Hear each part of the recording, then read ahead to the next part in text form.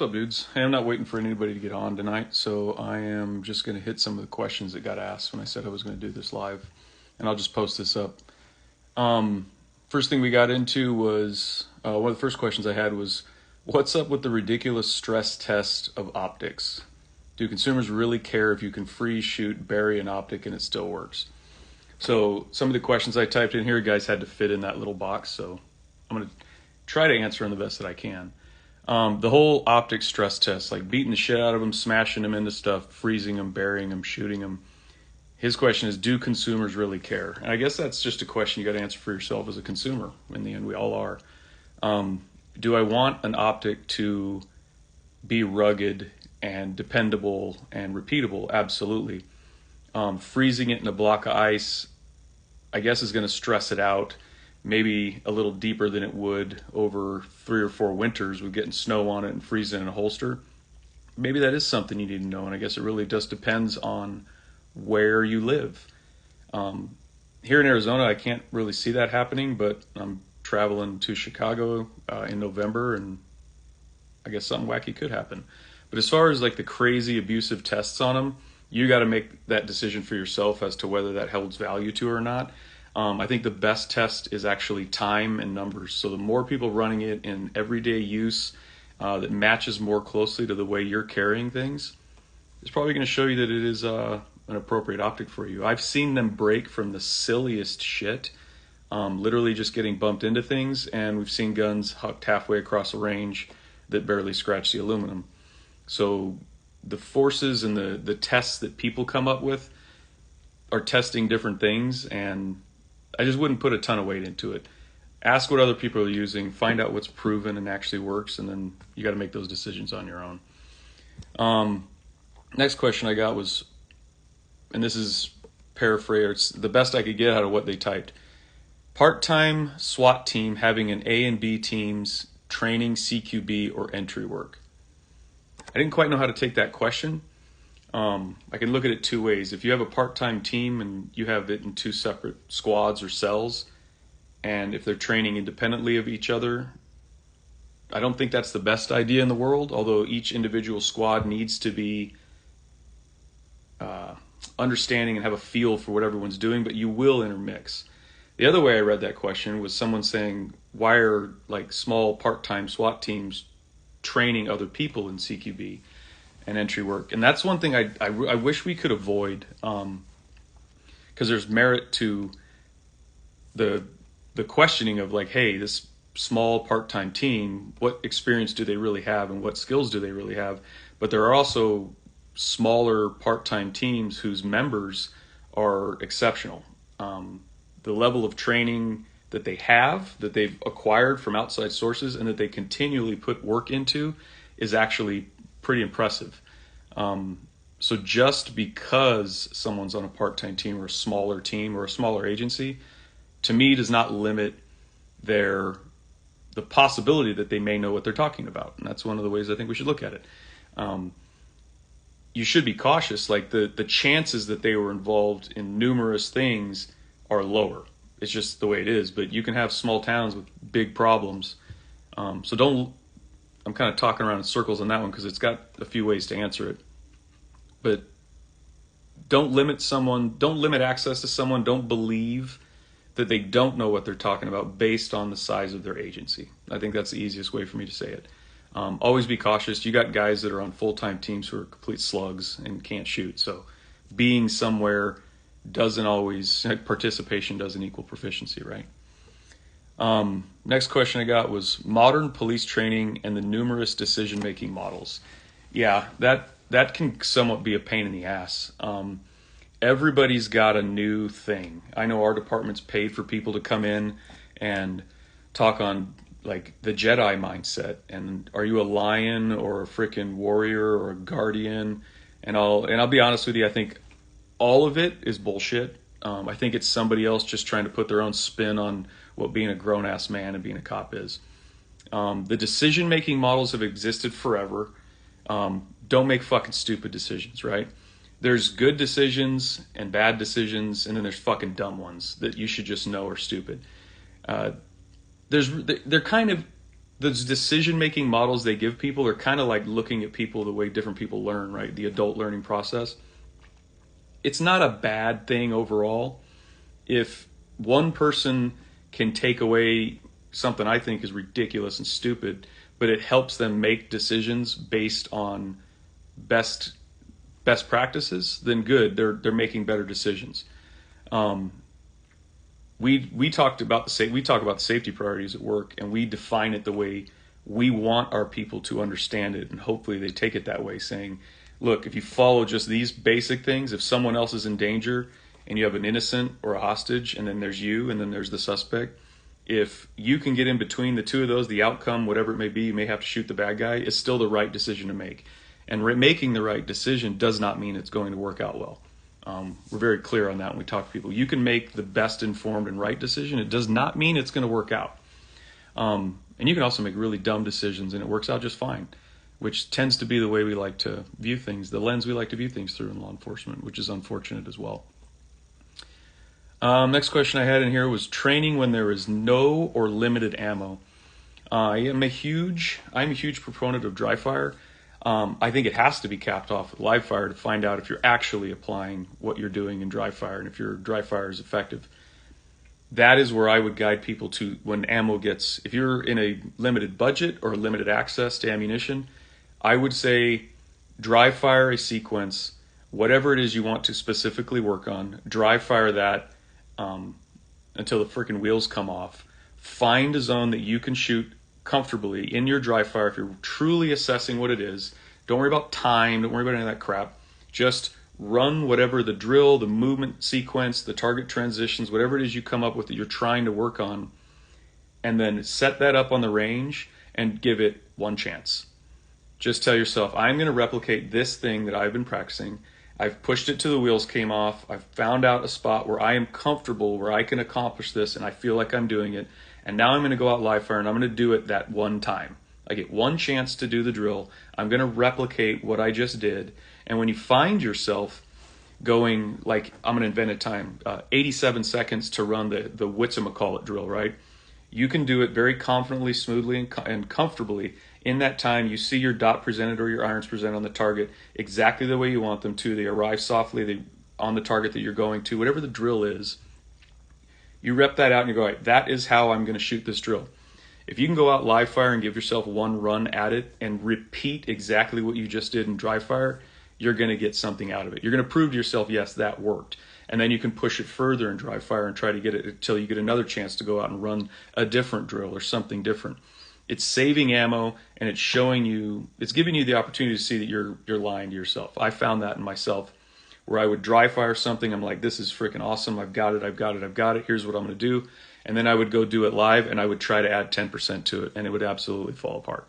Just adding that little bit of ego and whatever got into it, trying to go beyond what I was replicating confidently because I can squeeze a little more out of it live, just made it fall apart. So use dry fire to figure out what you're capable of, at least what you believe, and it looks good, and then only do that. Whatever that is, just do that live. Once you've got that down live, you've confirmed, yes, that's working. Where can I trim everything else off of? That goes for scope carbine, long distance, and pistols, and just bullshit carbine classes at 12 yards. If you're working something in dry fire on a small target with your rifle for long range and you want to replicate something at 700, find a target that you can place that matches that size in mils or MOA in your reticle and work on getting into position and find out how quickly you can get into position with your reticle on the target stable and find the ways that you can tweak it and then go rep that out 2 or 3 times live. If you're not doing it live, you're not doing it in dry fire either. Or you've lied to yourself and you tried to add 10%. That's where I go with it. Dry fire is probably the most important thing you can be doing, and then go out and try to replicate precisely what you did, whatever stage bullshit you made up for dry fire. Go out and do that one thing, one time. If it's a pistol run, if ammo's low, and if it's a rifle, go out and maybe run it 3 or 4 times tops. And if you're not getting it or you only got it 2 out of 4, then you need to get back to dry fire and figure out where in that you're not replicating, you're not consistent. Next question I had on here was, when it comes to wheel guns, thoughts on bobbed or no hammer? And then it was like circumstantially, kind of asking a question at the end. I am not a revolver expert at all. My buddy Chris at work is a revolver guru. But I'll give you my opinion. I could care less if it has a hammer on it. I don't care if it's chopped off. I don't fire wheel guns single action, only when I'm screwing around. Like I'm like, hey, look at this, and I'll cock it and bang, I'll fire a round off. I fire modern like revolvers, double action revolvers, double action. I pull the trigger through every single one of them. That's how I want to learn how to shoot it. That's how I want to get better at shooting it. I think cocking the hammer, personally to me, is a fucking massive waste of time. What if you had to make a hostage shot at 50 yards, and would you want more precision? I'm not even going to address that as a thing, especially with the wheel guns I own. So it's not a thing. Next question I had was case law for firearms instructors. That is a rabbit hole of information that I don't have time to get into here. What I will say is, like, the big ones we focus on in LE are Graham versus Connor, Tennessee versus Garner. And we're trying to push in guys' understanding, especially when it applies to force. Christopher Hill versus Corey Miracle. Corey Hill versus Christopher Miracle. I always screw that up. It's Hill versus Miracle. As a firearms instructor, because that was what the question was, case law pertinent to a firearms instructor. Understand that unless you are teaching can plinking or 100% like hunter safety ed, I think if you only think you're doing that when you teach people firearms, I think you're lying to yourself. That's not what the tools are for. The tools are for defense, right, or offense, and you can use them to hunt and shoot cans and do all the other crap with it. What I want you to think about is if you are a firearms instructor, if you're teaching people to shoot, the application of that skill is force. And I'm talking the law enforcement section here. For LE guys teaching firearms, you're teaching a skill that's end application is deadly force. So you are not a firearms instructor. You're a force instructor. You're a use of force instructor. You have to understand how case law is applied, when force is justified and at what levels, and what things can preclude or enhance the need to do it. So a couple off the top, I had to pull up some notes and stuff here, just some things you guys can look up. Graham versus Connor, Tennessee versus Garner, Terry versus Ohio, stop and frisk, all these different things. Where's a good one in here? Placus versus Drinsky, no constitutional duty to use lesser force when deadly force is authorized.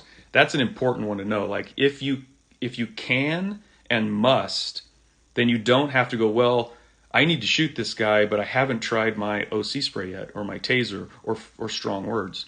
That one was just reaffirming that when force is justified and necessary, you are not required to try something else or mitigate it on the way to that. You can go from bite of donut to shoot dude in face. Like you don't have to go in between. Should you? No, but if you have no other opportunities, then yes, just go straight to deadly force. Popeye versus Margate was addressing the shooting of an innocent person. There's too many of these things in here. There's a billion. I've got notes on a billion different things. LA versus Levitt again addressed the 20/20 hindsight of an officer-involved shooting. Guys, this is a road you need to go down. You need to be curious specifically for the LE trainers. Be curious about what could make your job make you more confident in applying force in your job and how you can speak to other people. Don't go just spouting case law at people. Ask them questions like, what lets you do that? Well, the law. What law? Like, really make sure they understand it. And you can give them little bits of homework like that. When most cops on the planet know Graham versus Connor, but they don't really understand how to apply it, the pillars, like just educate yourself, be curious, find things and ask questions. The Google machine will actually give you a ton of answers, but what it's going to do is going to read like a legal document. Read it, get the best understanding of it that you can, and then go confirm that information with other people. Talk to your department's legal advisors, talk to supervisors, talk to senior officers. Most of these people are going to have a different opinion on what it actually means, but this is something specifically you need to go out and get training in. and it's not appropriate for me to sit here on my Instagram live and depth into law. So I probably did that like an idiot anyway, but that's my basic answer for that one. The last question I had was tips to avoid burnout for instructors. Avoiding burnout in life is your job, life, burnout with your family, all these different things are something that each individual has to find. And I'll give you my opinion on it after a lot of self-discovery. Was the moment you start to get bored with something or frustrated with something and you're no longer able to put on the show, right? Because that's something I learned from Mike Seeklander is as a department firearms instructor specifically, and probably one of these guys that travels and teaches, you're actually putting on a show. Like, it doesn't matter how bad you felt that morning or how pissed off you were at the traffic on the way in. You need to show up and be able to go, all right, guys, this is what we're doing. You don't have to be smiling, cheery, like, hey, I can't hear you. You don't need to do any of that silly shit. But you have to make the experience at least look like you're interested in being there. The moment that starts to weigh on you, where you're like, I just don't want to do this shit, it's time to take a fucking vacation. That's what I would suggest you do. Take a vacation, go do something that you actually enjoy, and really pay attention when you start getting bored with the things you do enjoy. If you're getting bored with the things you enjoy, that's a problem. If you're getting bored with some things at work, it's ebbs and flows in a damn roller coaster, and if you've been around long enough, you just kind of understand that. We're having a shitty week. We're having an overly busy week. But put on the show, get out there and do it. What I would suggest for the guys, the LE firearms trainer guys, if you are getting burned out from teaching the same stupid shit over and over and over again, sit your ass down for about 2 hours and rewrite the lesson plan. Doesn't mean it's going to get approved. It doesn't mean anything. But just rewrite it to something that's more interesting. I strongly suggest you do that. Rewrite it to something that has more value for your students. Rewrite it to something that's more interesting to you. And if they won't let you change it overall, use the exact same stuff and just show them how to do it in a different way. But anything you're going to be doing like that, make sure it's in a lesson plan. If you can show command staff and whoever the approving people are that, hey, this is we have this lesson plan, this is what we've been teaching, I've rewritten it and I've done it like this for our modern learners, right? For our current people that are coming through to try to make it more interesting to them. We're still hitting the same stuff, but I'm going to do it in this manner. Okay, well, it says they have to get 8 hours of sight looking and finger trigger pulling. Yep, we're doing that. We're going to do it this way. 9 times out of 10, they don't give a shit about the words on the page, and they don't have a clue what they are anyway. So write them up, submit the lesson plan in a manner that's more interesting for you to teach and that you get better feedback from your students, and just forward that thing through. Another way you can do it is just start doing shit different, but that's really going to depend on where you're at and what position you're in. We have changed a lot of stuff by just not doing the dumb stuff anymore.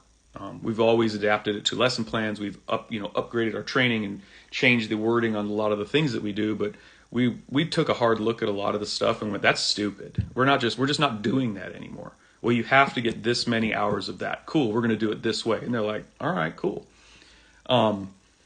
That was one of the more interesting things I found when I went over to firearms was, well, it's just how we do it. Well, who says we got to do it that way? Well, AZ Post says we have to do it that way. Pretty sure they don't. And you call the governing body of your state, jurisdiction or agency, and say, hey, this is what we have here. Can we change this? And most times they're like, yeah, go ahead. Just rewrite it and submit it to us. You're the expert. You'll hear that a lot, even though we're not, right? That's my suggestion. That's a long ass me rambling along about if you're getting bored, if you're getting burned out or bored, sit your ass down for 2 hours and rewrite the lesson plan or write a new one. Add something to it and say, hey, now we have this optional lesson plan. We have got probably freaking hundreds of lesson plans. Every quarterly, every shoot, everything's on a lesson plan. And they're good for a year or two, and then we adapt them, throw them in the garbage, amend them, revise them, do all these different things. And all you got to do is change a couple sentences, revised on this date by this person. Forward it off, get it approved. And then you can get things moving the way you want while still providing the same end product, right? Which is good marksman. That's just another way you can do it. Let's see, Wind River, what do you got here? That's the questions I have to answer on that. So we'll see if you guys have anything, and then I'm going to jump off and I'll just post this. What's some of the dumb stuff you no longer do? Like scan and assess, holding the gun down like a weirdo and doing little pivot turns and silly shit. Our big focus in like the practical shooting part is we have people who have never touched a gun before, to people who think they're a goddamn GM and they suck, to guys who are, okay with a firearm, but they're not at the level we want. So all these different levels of people coming in, all wanting the same job, we have to start the beginnings of it out to make sure we are all on the same page. And safety is the number one thing. Like, this is the magazine. This is the gun. Here's how you move the parts of the gun. Here's how you take it apart. Here's how you put it together. We get that through everybody. There is no such thing as they don't need that. Like, that way I showed them what is going on with the gun, how to load it, how to safely handle it, and what the expectations of them are. And once we get everybody out on the range and we run a day or two of dry fire, we get red dot zeroed, we get everybody up where we're confident that they can move around safely, people start moving. We get them just easily walking forward 5 to 3 yards, and then eventually it's, let's park the truck, at the 40, you run to the 20, put 2 rounds on steel, run over here, put 2 rounds on steel with your partner at the same time, and they're crossing each other with guns. And I think in the past, people would have had a heart attack if they saw that. Like, they're running behind each other with guns. Yeah, like they'd run behind your wife with a gun in the real world. So let's make sure that they do that here. We don't do it willy-nilly. We do it under a watchful eye and with confidence. Like, I believe this group of people we have is capable of accomplishing this in this moment. Let's let them do it. If you run firearms instruction at an agency level from a position of fear, you will, all you're going to have is fearful officers who don't know how to even move around with a gun. They've got to get moving with it sooner. And Extremist Performance, Brandon Powers, a bunch of guys, different guys that I've talked to, some things I've taken away from them that seem to work well are, if we want people to start moving with guns, we want them to run 15 yards up here, shoot a target, and then run 10 yards to their right and shoot a target, and then run 15 yards to their left and shoot another target.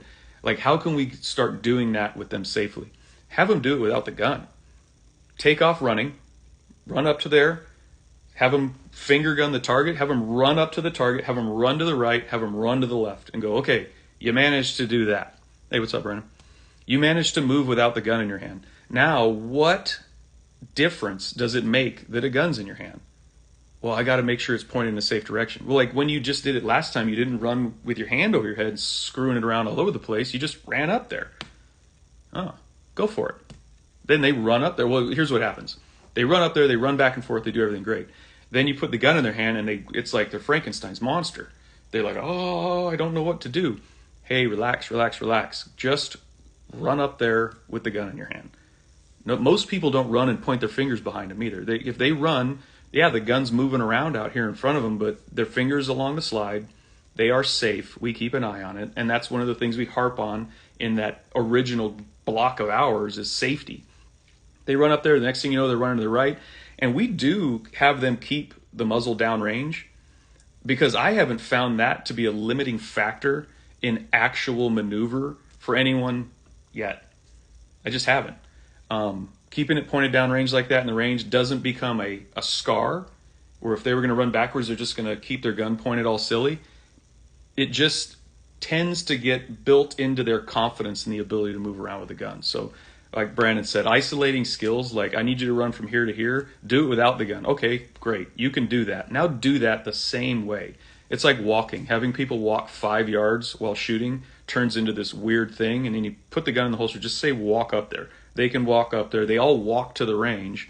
So they all somehow forget what they're doing with a gun in their hand. And I think it's because in original training, we're so afraid to let them move around with a gun in their hand. And it's just something that's got to be done. I ramble a lot. Let me see what we got on here.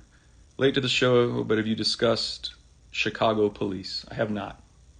I think you're talking about that latest video that get posted. I don't discuss, I don't put out opinions on LE stuff that I have not been briefed or read into. And then stuff I'm briefed in at work, I don't discuss on the internet. Anybody else got a question? I'm going to close this thing up and just post it. I just wanted to get on and answer the questions those guys had. Briggs, institutional inbreeding must stop.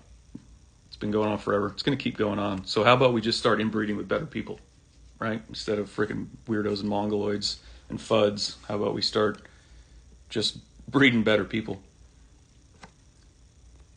All right. Nobody's got any other questions? I'll post this up. I wouldn't say it's the most wonderful live I've done, but just wanted to answer a couple of those questions, and it was easier than typing them out. If anybody has any questions, if you want, hit me up on a DM. What's Clover considered? Backup iron sights on handguns. Yes, as a law enforcement officer, you should have them on there. Have I ever looked at the iron sights on my dot guns in the past 5 or 6 years? No, I don't pay any attention to them whatsoever.